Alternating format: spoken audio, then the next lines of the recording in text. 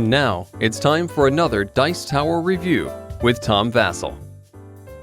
Hey folks, Battlelore 2nd edition, amazing game, but it needed another faction. They had two factions, good guys and bad guys. So let's add more bad guys. Wow, the undead.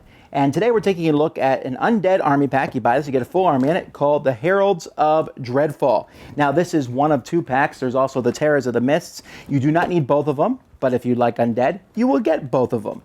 Each of them has different units in it. Well, there's one unit that's in both of them, but each of them has different units and different things in it. We're going to take a look at this one and see if it's worth your while.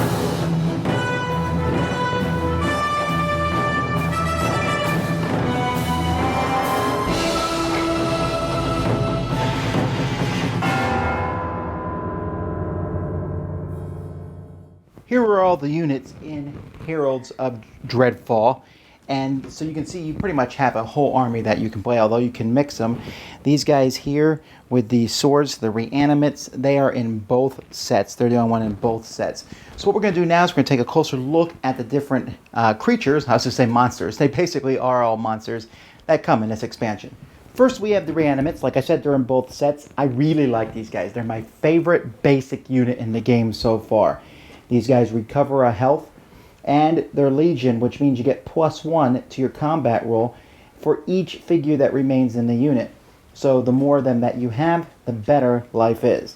Skeleton archers. I don't know why skeletons are always considered to be good archers. It seems like having bones wouldn't make you the best archer. But these guys have blighted arrows, which means you can blight the unit that you hit. When a unit is blighted, it is basically... its movement value goes down to 1, so it's a good way to stop those fast cavalry. And they're considered weak, which is great, especially if it's a full-blown unit that moves fast. Skeleton archers are a great way to take them out. Now, these guys are not so hard to take out themselves, and you can also spend 2 lore to get rid of it, but they are a good slowing mechanism. Between the reanimates and skeleton archers, it's just a great bunch of minions to have in this set. But hey, it ain't just minions. Then we got the Death Knights. The Death Knights, these are great models. I can't wait to see these painted. They're Executioner, which means your opponent can't retreat, so they're going to come after you. And they can't be attacked by enemy units that are weak, because they just can't. They have a 4 attack, which makes them very useful also.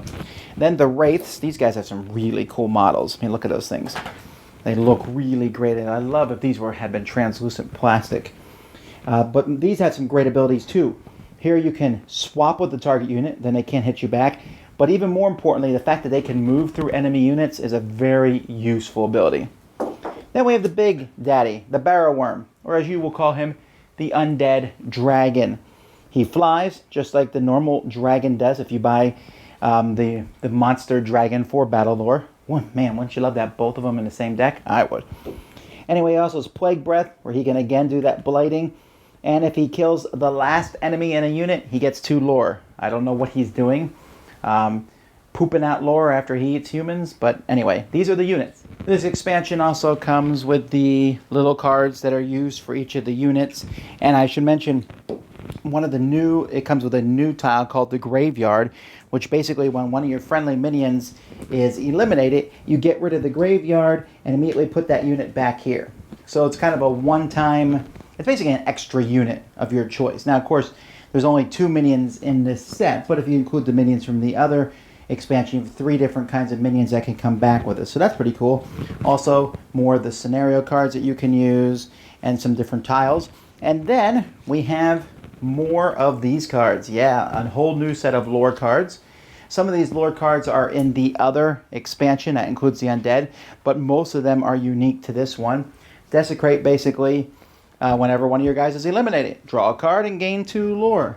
Reign of Terror is play after an enemy unit containing a banner marker is eliminated or forced to retreat. You get a victory point. Now this is one of my favorite ones. It's just Raise Dead. Whenever your friendly unit kills an enemy unit, you can bring back one of your units or start up a whole new unit. And all you have to do is remove a unit from off the board of that type. Hey man, if I have some archers, I can get some archers up in a quick, send up my soldiers, kill them, play this card, and get a set of archers out there. So there's a lot of different cool ones. Some are specific, like this one here, specific to the Death Knights. This one will stop enemies who are weak. This one here is for Wraiths. This one I really like for the Skeleton Archers. where you can just play this card and you're going to nail someone nearby. You have a 50% chance at least of hitting them. Or here, the Will of the Undying. This is also a good one because it basically lets you shoot off your special abilities. The Curse of Decay, where if you can basically take out a weak enemy unit, boom, they're just gone. It's very handy. And you'll replace them with a Plague Hex tile, which if enemy units are in that Plague Hex tile, they're considered weak, and it kind of gives you a bonus for being there too. Death Mark and Ruinous Wake, which helps out lets you use the worm even if you haven't given it an order. Morbid Grasp, Spirit Possession. I love anything that lets you basically take a unit and say, stop hitting yourself, which is always fun. Here, this was a great one. All your enemy units can roll a maximum of 2 dice.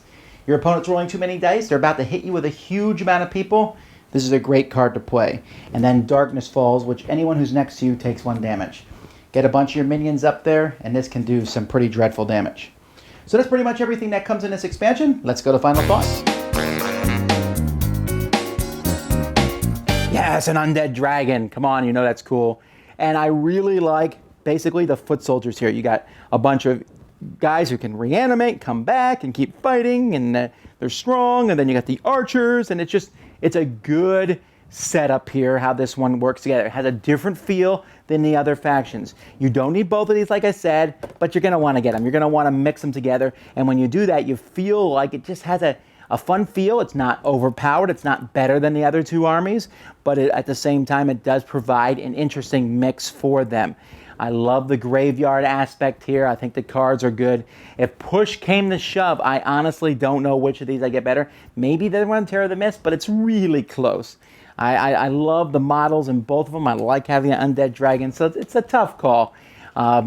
Just get them both, really, if you like the undead. Now, then maybe the undead doesn't appeal to you, and that's fine. Then don't get them, because this is a different kind of army than the other 2. But for me, I can tell you already, this is my favorite faction. Dice Tower Judgment approved. Thanks so much for watching the Dice Tower videos. Find more great videos and reviews, as well as our top-rated audio podcast at Dicetower.com. You can also find other great shows at Dicetowernetwork.com. I'm Eric Summerer, and you've been watching The Dice Tower. The Dice Tower is sponsored by Cool Stuff Inc., where you can find great games for great prices. Cool stuff in stock. Check them out at CoolStuffInc.com. Shut the door! There.